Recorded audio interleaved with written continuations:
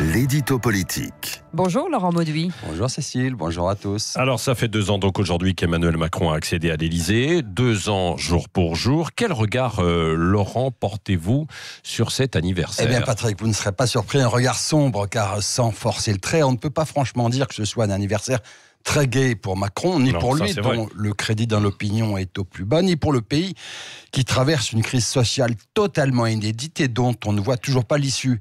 Et si cet anniversaire est à ce point morose, c'est à mon sens pour une raison majeure qui tient à la nature du pouvoir qu'Emmanuel Macron a installé, une nature du pouvoir, un type de pouvoir qui est aussi totalement inédit. Qu'est-ce que vous voulez dire par là ? Ce que je veux dire, c'est que la droite française, on le sait, a toujours été organisée autour de 2 grands courants de pensée, un courant libéral et puis un courant bonapartiste, ou appelez-le comme vous voulez, présidentialiste.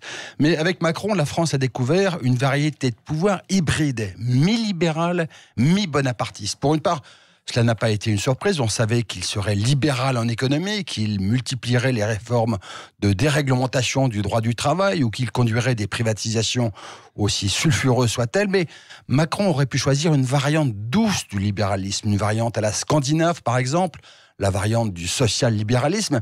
Mais le chef de l'État a choisi une autre voie, celle de l'ultralibéralisme, sans la moindre coloration sociale, sans la moindre contrepartie sociale.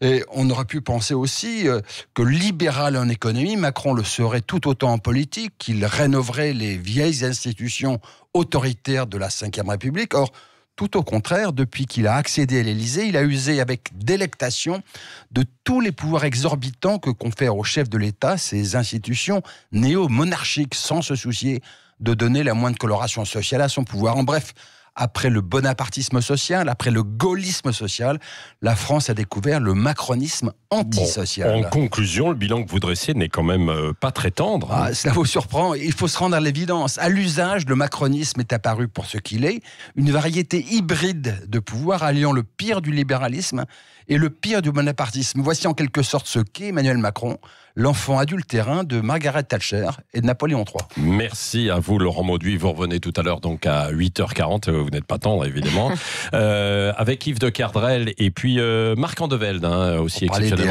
réseaux du pouvoir. Des réseaux du pouvoir. Comment Emmanuel Macron s'est construit ? Qu'est-ce qui le maintient au pouvoir et les virages qu'il pourrait prendre à l'avenir ?